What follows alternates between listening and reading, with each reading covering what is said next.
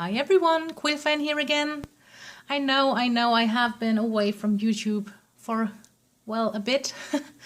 And I apologize for that, and I really honestly don't know if this is going to change in the next, well, couple months, because I really have to work a lot, and I have worked a lot, and so I wasn't able to kind of fit in a YouTube video, but I will try to upload every now and then in the future as well. But I just hope you understand, and I apologize for that.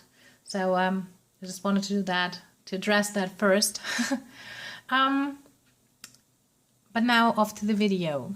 I was tagged by the lovely Storytelling Tea and Tarot to do a video on my favorite tarot cards, and I believe the original tag was started by beautiful Elise from Wild Moon Tarot. If you haven't heard of either of those channels, please go and check them out because they are amazing. There is so much knowledge and depth and inspiration in both of those channels, so really it's worth checking them out. I will link to the favorite tarot cards videos in the description box below. So and probably I'll add links in the eye of the sky, in the sky up here as well. So go and watch those. As I said, those channels are amazing, and they are so lovely and beautiful, and just go and watch those. Okay, without further ado, my favorite tarot cards. Like Storytelling Tea and Tarot, I kind of divided my stack of cards into two piles. So I have to my left the cards that I'm kind of naturally drawn to, the cards that are close to my heart, either just because of the artwork or because of the meaning, or because they're kind of representing who I am. And to the right, I have my cards that are kind of lesson cards right now. So these naturally are going to change over time. Okay, I'll start with the first card. And if you know me, or if you have seen any of my videos, you will know what's going to come next. And yes, here it is, the star.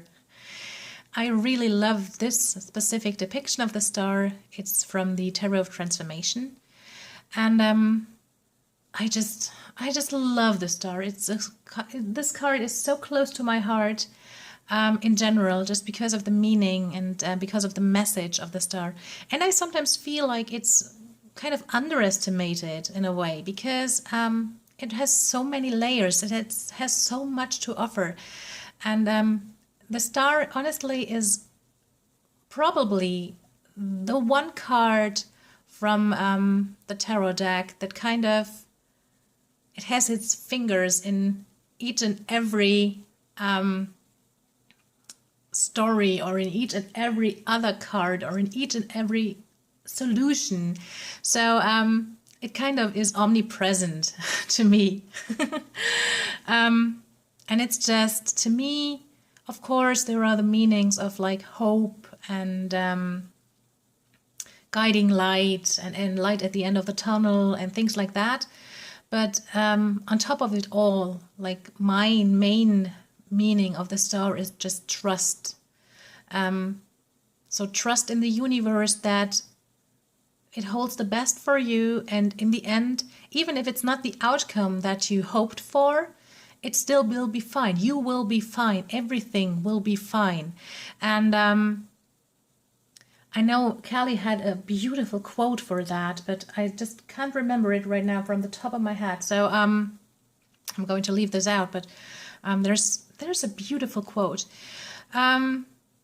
Again, to me, trust is like the main thing with a star. And naturally, this will lead to the star being kind of layered in itself, because of course you have this overall sense of trust, this deepest sense of trust,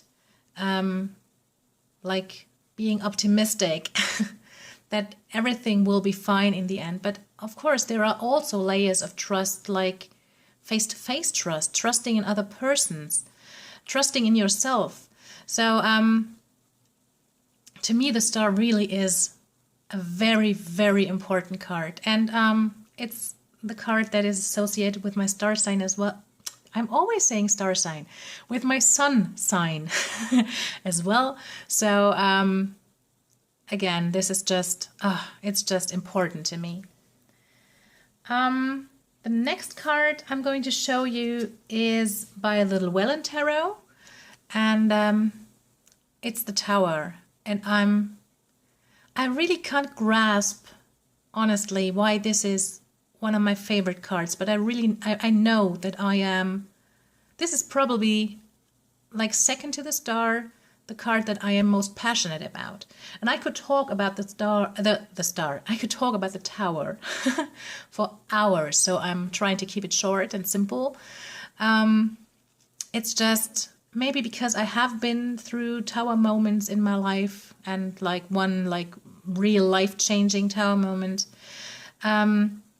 Maybe it's because I can relate to this card that much, but I don't know, because I have lived through other cards as well, and I don't relate to those cards that much as I do to the Tower card.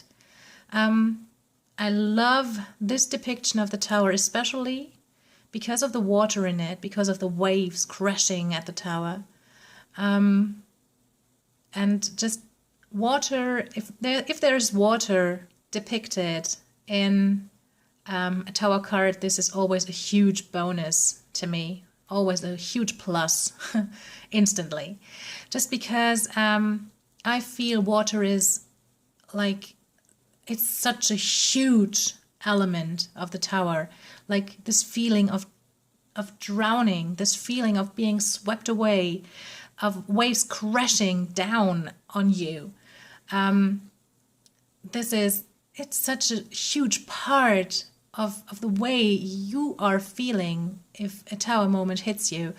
And it's not just the lightning that strikes out of the blue and this fast speed of events happening. It's just, to me, like the water element in the Tower card is probably the most important element in the card. So every time there is water depicted on a Tower card, like I said, it's a huge plus. And again, I love this one especially. Another card I'm going to show you again from the Llewellyn Tarot. It's not necessarily like my absolute favorite, but I had to include it here because it's just, if I had to pick a card representing myself, it would be the Hermit, because I'm pretty much hermity. I like solitude. I like researching stuff. I love introspection, reflection, just reflecting back on myself. I don't know if that's an English term, but I think you'll know what I mean, just by introspection. And I just found out that I am, my moon sign is Virgo, which is associated with the Hermit. So that's a full circle here. Didn't know that. But okay. So I had to include the Hermit, and I love this depiction, again from the Llewellyn Tarot. Another card, and the last Major Arcana card in my left favorite pile, is a card that I didn't even know was that important to me before I bought the Fairy Lights Tarot. And the depiction in the Fairy Lights Tarot is, I hate it so much, and it's evoking so much negative response in myself that I realized how important this card has to be to me. So I'm not going to show you the Fairy Lights Strength card, because it's the Strength card I'm talking about right now, because I decided that as my tarot collection has grown quite a lot recently, And I have so many decks now that I really love and adore and that resonate with me so much. It's quite unfair to keep this Fairy Lights Tarot because it will be stuck in the drawer forever and I'm not going to pull it out just because of the Strength card. Not only because of the Strength card, but it's the main reason because that I'm not going to pull it out. So it's going to go into a new home in just very soon. And it's already packed up, so I'm not going to show you the Strength card from the Fairy Lights Tarot, but a positive example for a Strength card, which is from the Tarot of the Hidden Realms. And it's just, oh, this is just gorgeous. And I realized, and again, I didn't know that before I bought the Fairy Light, so that's maybe the reason why I bought it. I didn't realize that I had this very strong and strict sense of fairness. And if I see things that seem unfair to me, it really kind of, it gets at me. It really evokes a very, very strong response, viscerally and physically. And in the, or to say it in another way, strength for me is always kind of combined with its inner strength. The main part of strength is inner strength, inner authority, and respect. And with this comes some form of gentleness, because there is no need for violence, and there's no need for force. And just because of this inner strength, and because of this inner authority, there is really no need for that. And in the Fairy Lights Tarot Strength card, there is, to me at least, I know everyone perceives cards differently, so for me at least, I see quite a lot of violence in this card, and I see violence that's being enjoyed. And I'm getting goosebumps right now, because, as I said, I'm really reacting I'm strongly to this kind of unfairness and to this kind of violence and strength, and I just can't stand it. So I've learned my lesson, and I will look up the Strength card in all the decks that I'm going to purchase in the future. And if I don't like a Strength card, or if I hate a Strength card, I mean, don't like is not, that's not too bad. But if I hate a Strength card, if I have this kind of physical reaction to a Strength card, as I did just from the very first second with the Fairy Lights Tarot, then I'm not going to buy this deck.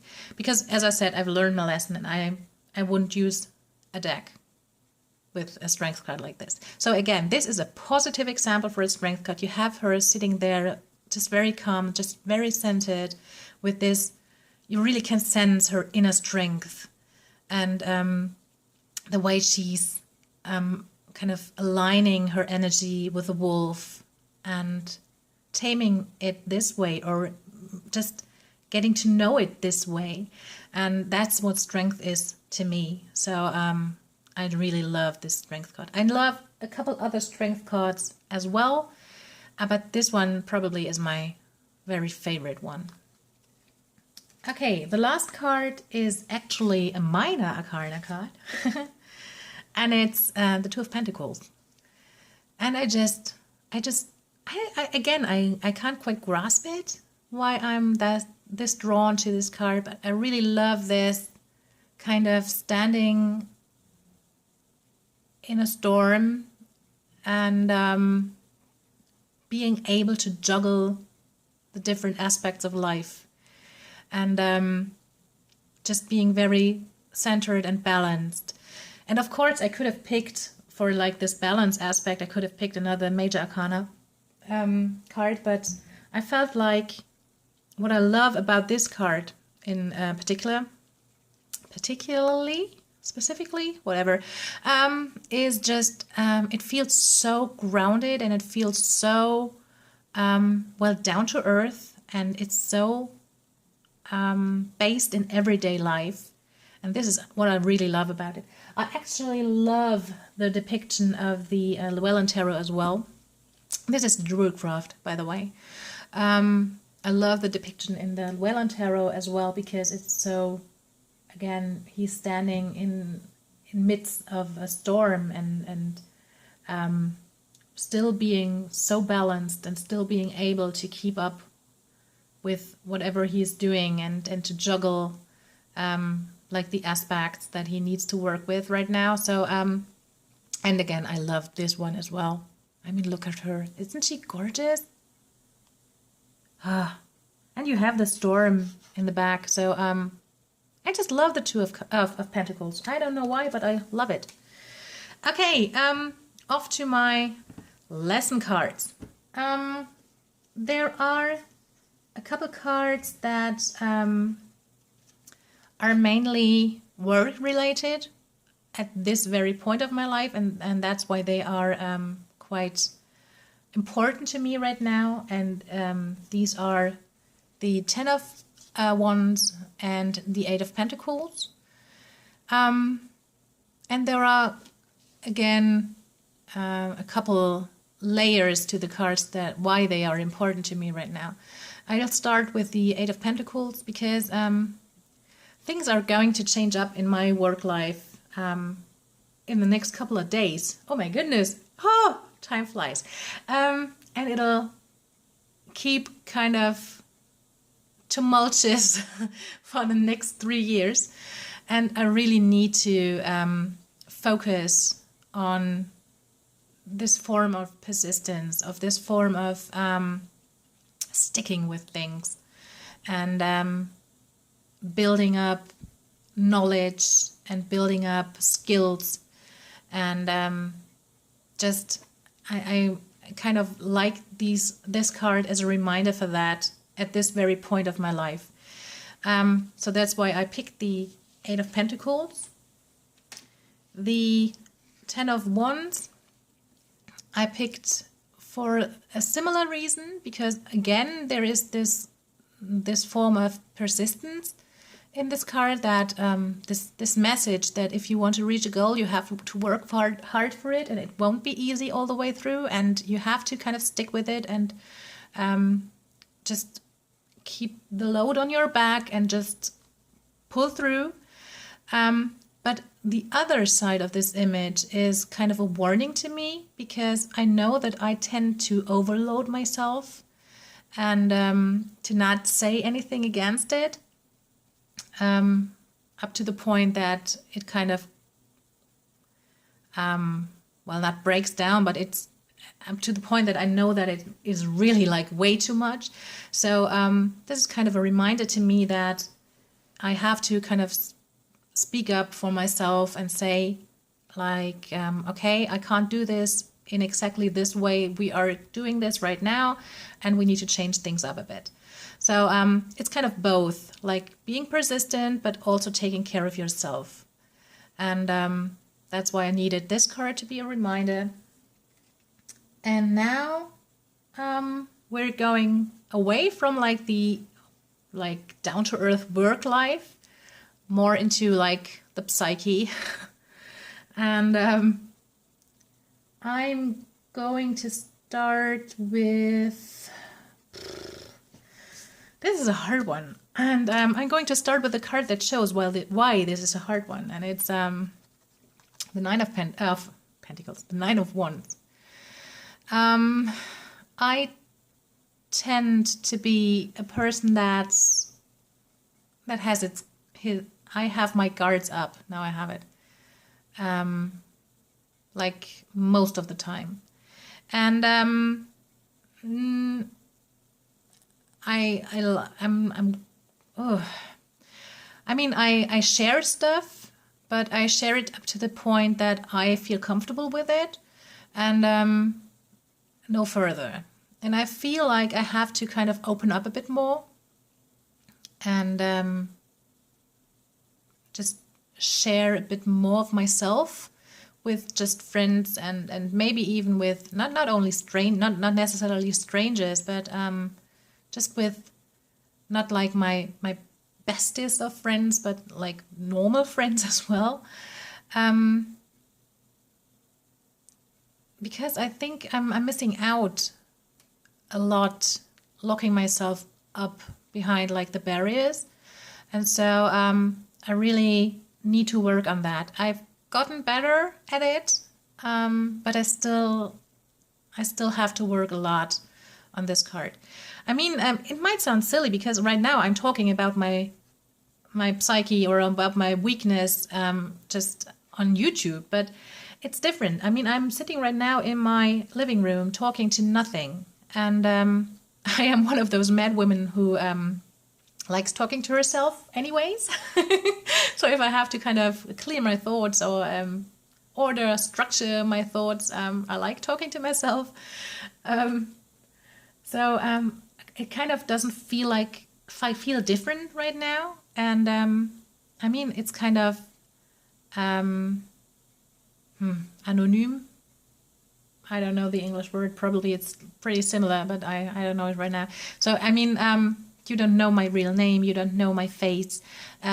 So I'm not... What I'm talking about with this card is more like face-to-face interactions. So I need to let my guards down in like face-to-face interactions. So that's why I had to pull this card for that. Another thing, and this is going to be a bit longer. I have to apologize in advance.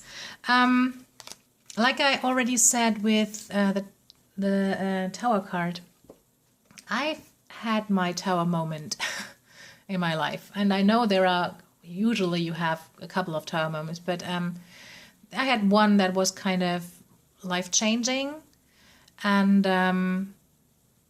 it really changed, or I really had to build up my sense of self just from the very core. And it was, well, like any Tower moment, it wasn't like a nice or easy thing to do. And while I was kind of building up after it, I bought the Druidcraft Tarot. And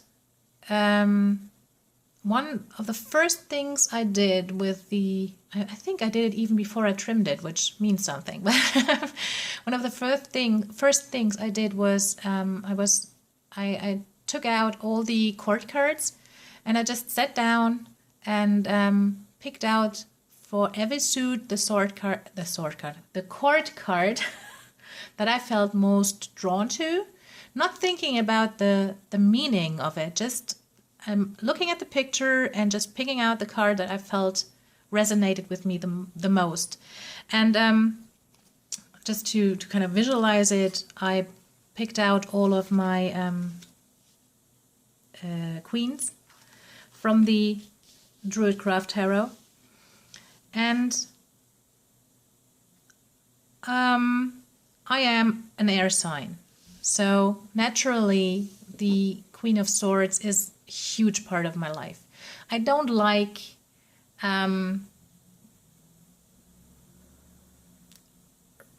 talking around stuff. I like getting to the core of things. I like kind of cutting through through barriers and through I don't know how to say it, but again, these kind of sharpness and logic way of getting at things it's huge, a huge part of my life. But before the Tower, another queen that was really important to me was the Queen of Cups, and I didn't know that before because I hadn't kind of looked at the court cards specifically beforehand. I'm going to leave those two out. I just had to include them to kind of have all four queens together, but I felt those were kind of balanced. But there was a huge imbalance after my Tower moment between the Queen of Cups and the Queen of Swords. And like I said, the Queen of Cups always has been a huge part of my life as well, because I've always been quite sensitive to my surroundings and to feelings of other people. And I've always loved this nurturing aspect of the Queen of Swords. And I've always been like that, just holding space, just being there for friends, for family. I've been like that for all of my life. I've taken care of my family like since I was 7. So emotionally. So like I said, it was a huge part of me. This queen was a huge part of me. And after my tower incident, I kind of lost her. And when I looked at, as I said, I pulled out all the court cards. And when I looked at those court cards and I saw this picture, I started crying because I felt like I really lost her and I was missing her. And I think it was kind of this self-defense mechanism, just because I couldn't handle any more drama, and I couldn't handle, I didn't have the inner strength and the inner, the centeredness, and I'm missing the word right now, but I didn't have those feelings, this strength in myself to give. So I was just empty and exhausted. So I think that's why I kind of got rid of my Queen of Cups.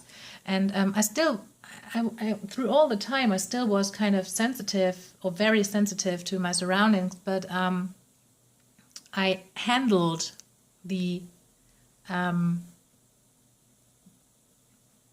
influences or the things that I felt, I handled with the Queen of Swords instead of the Queen of Cups. So again, like I said, I really felt that I was missing her. And right now, at this point, I feel like I kind of got those both balanced again. And they are both huge parts of my life. And it's like I couldn't kind of pick one over the other. But I really need to focus, or wanted to focus, on not ever losing my Queen of Cups again. And so that's why and now I'm at the card that I wanted to show you. So I'm sorry for the long introduction to it. That's why I picked the Queen of Cups as a lesson card, just as a reminder to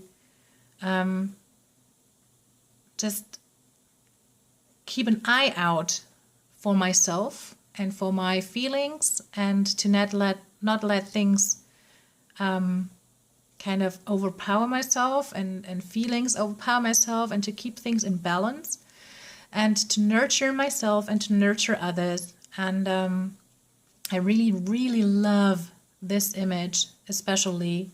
It's from the Fountain Tarot, and I love the way that she is in the water, and she's surrounded by very calm water, and you can sense the water in herself as well. And it's just, there's feelings and water everywhere, but she is in control.